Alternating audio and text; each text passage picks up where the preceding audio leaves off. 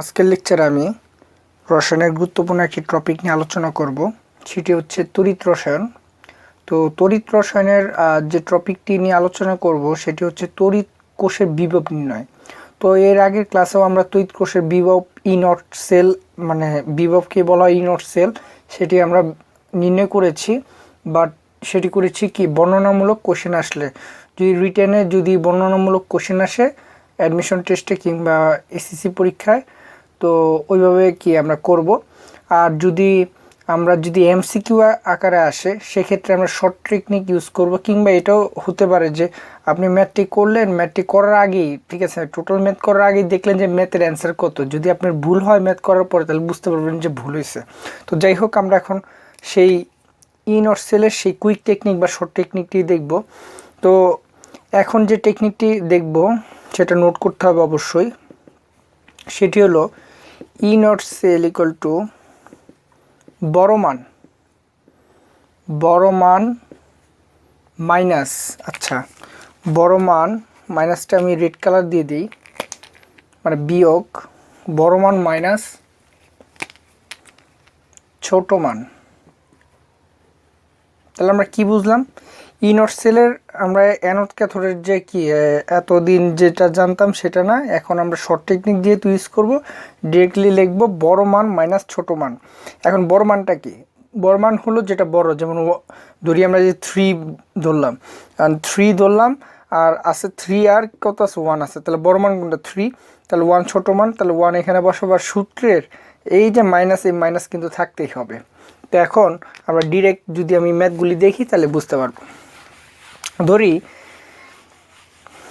একটি ম্যাথে এরকম দেওয়া আছে, বা বললো যে পরীক্ষা বলতেছে এরকম যে কপার +2 থেকে কপার তৈরি হতে, মানে এই ই নট সেলের মানটা দেওয়া আছে কত?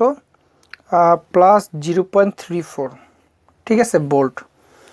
আবার আরেকটি ই নট সেলের মান দেওয়া আছে, সরি ই নট সেল না, শুধু ই নট হবে, আর এই দুইটা কি ই নট মিলেই কি ই নট সেল হবে। তো এখানেও কি আছে, ই নটের মান দেওয়া আছে ম্যাগনেসিয়াম +2 থেকে ম্যাগনেসিয়াম, এবং মান দেওয়া আছে -0.23 ভোল্ট। তো এখন বললো ই নট সেল বের করো। এখন ব্যাপারটা, এই অঙ্কটা করতে গেলে আমাদের বিশাল অনেক ব্যাপার স্যাপার আছে, যে তড়িৎদ্বার দুইটা বের করতে হবে, অ্যানোড ক্যাথোড পরে ম্যাথ করতে হবে। কিন্তু আমরা ডিরেক্ট যে সূত্রটা শিখেছি যে বড় ই নট সেল ইকুয়াল টু কি বড় মান মাইনাস ছোট মান। তো এখন বড় মানটা এখানে কত? যেহেতু প্লাস, যেটা এটাই বড় মান, প্লাস কত? 0.34।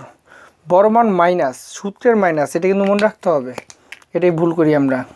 সূত্রের মাইনাস ছোট মান কত? -0.23। তাহলে কি -0.23, এটা বোঝার সাথে আমি লিখেছি, ঠিক আছে, -0.23। এখন যদি লিখি তাহলে +3.34 মাইনাস +0.23। তো এখন তাহলে অ্যান্সারটা আসবে কত? +0.57 ভোল্ট। তাহলে এটা কিন্তু শর্টকাট, ঠিক আছে, আমার ম্যাথ করতে হলো না, কিছু করতে হলো না, আমি কি অ্যান্সার বের করে ফেললাম জাস্ট একটা শর্ট টেকনিকের মাধ্যমে বা কুইক টেকনিকের মাধ্যমে।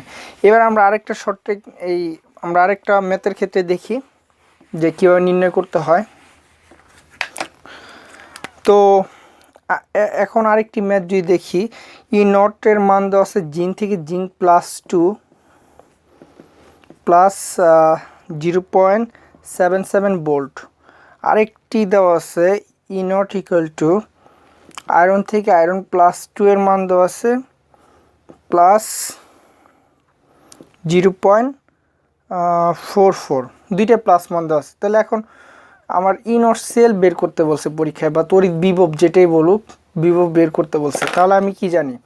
ই নট সেল ইকুয়াল টু কি বড় মান মাইনাস কি ছোট মান। তাহলে এখানে বড় মান কোনটা?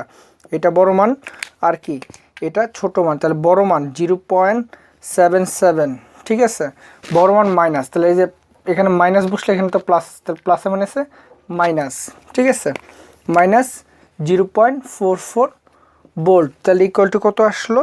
ইকুয়াল টু কি 0.33 33 ভোল্ট আসলো। তাহলে কিন্তু এই যে অ্যান্সার কিন্তু পেয়ে গেলাম মাত্র কত 1 মিনিটের কম, ঠিক আছে, 1 মিনিটে আমরা কি অ্যান্সার পেয়ে যাচ্ছি। তো এটাই হলো শর্ট টেকনিক, অ্যাডমিশন টেস্টে এগুলো এভাবেই এসে থাকে। তো আমরা আরেকটি দেখি ক্লিয়ার হওয়ার জন্য, একই শর্ট টেকনিক। তো আরেকটি দেওয়া আছে, ধরি দেওয়া আছে E naught equal to zinc by কত, মানে টোটাল মানে যত ম্যাথ আছে ই নট সেলের সব ম্যাথগুলি কি শর্টকাটে যাবে, ঠিক আছে, করা যাবে। তো zinc by zinc plus two 0.76 volt দেওয়া আছে। আরেকটা ই নটের মান দেওয়া আছে সিলভার থেকে silver ion equal to plus 0.79। তাহলে এখানে কোনটা বড়, এখানে বড় কোনটা, 0.79 বড়। তাহলে কি বড় মান মাইনাস আমরা কি জানি ছোট মান, এখানে সরি এখানে মাইনাস দেওয়া আছে, ভুল হয়েছে, মানে এখানে মাইনাস। তাহলে বড় কিন্তু এটা মান, তো এটা বড় এটা কি ছোট। তাহলে বড় মান কত, প্লাস 0.76, মাইনাসে কি হবে প্লাস 0.799, ঠিক আছে। তাহলে ইকুয়াল টু প্লাস 1.559 ভোল্ট। তো এইভাবেই কি আমরা তড়িৎ রসায়নের শর্টকাটে আমরা অঙ্কগুলি করতে পারি তড়িৎ বিবরের। তো পার্ট 1 পার্ট 2তে আমি কি ডিসক্রিপ্ট করেছি টোটালি, এখন যা শর্টকাট দেখলাম, এবং ভর্তি পরীক্ষায় কিন্তু এই শর্টকাটগুলি এভাবে দিলেই আমরা কি বিভিন্ন সময় কিন্তু ভালো রেজাল্ট করতে পারবো। তো আজকে লেকচার এই পর্যন্ত। কোনো এক লেকচারে নানিষ্ঠ সমীকরণের যে ম্যাথটি আছে ওটি করলে আমাদের তড়িৎ রসায়ন আপাতত ক্লিয়ার হবে আশা করি। তারপর ডাব্লিউগুলো জেড এইটির ম্যাথগুলিও আমি দেখাবো। তো আজকের লেকচার এই পর্যন্তই। আল্লাহ হাফেজ।